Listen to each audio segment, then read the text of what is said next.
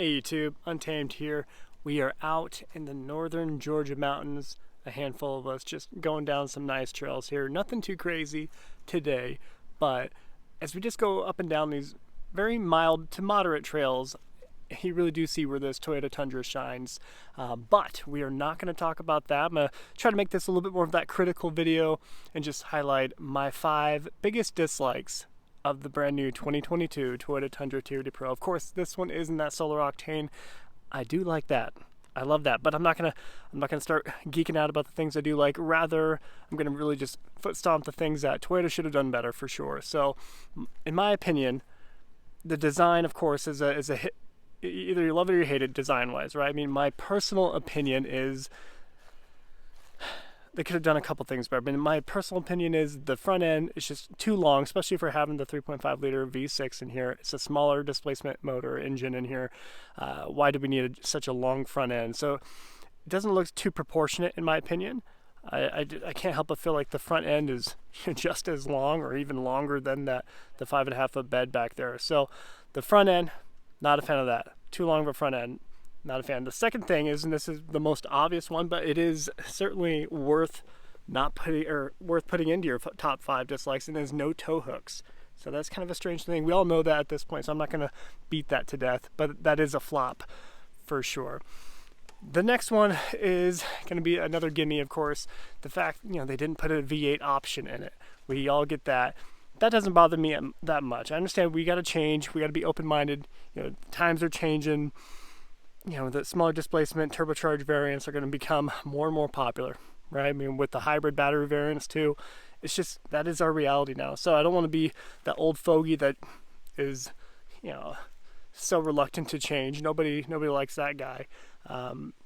But the fact that they pump in a fake V8 sound in this, and it is loud. They pump in quite a bit through the sound system of the vehicle in the cabin. They make it sound like it has a V8. And that's the thing that really bothers me. In the Tundra, you notice it more. So I've driven the Sequoia quite a bit too. The brand new 23 Sequoia TRD Pro.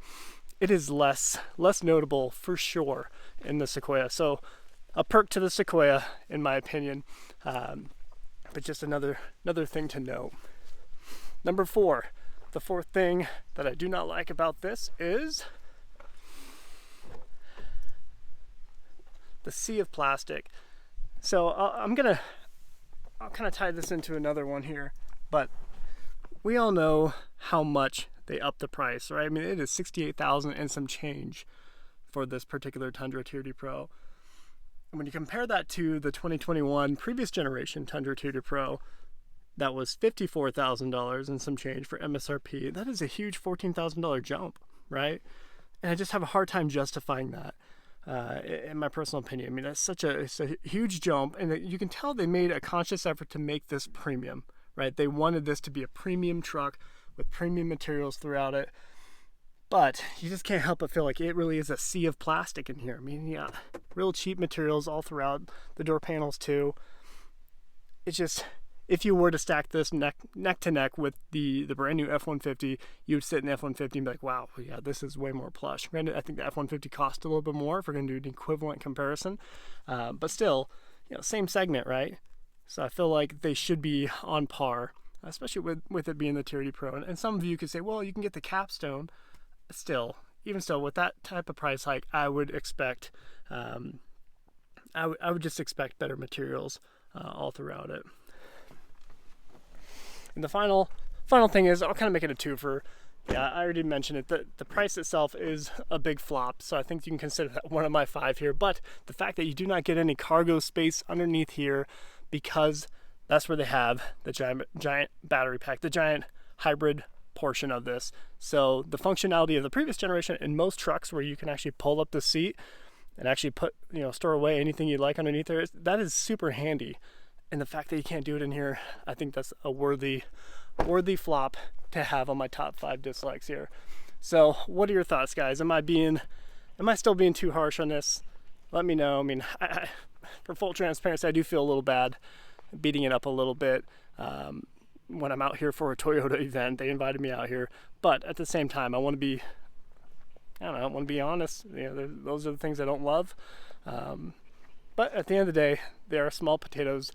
It is still a twin turbo V6 with 437 horsepower and 583 foot-pounds of torque, which is phenomenal and a half. So let's not forget that. It is a very capable truck.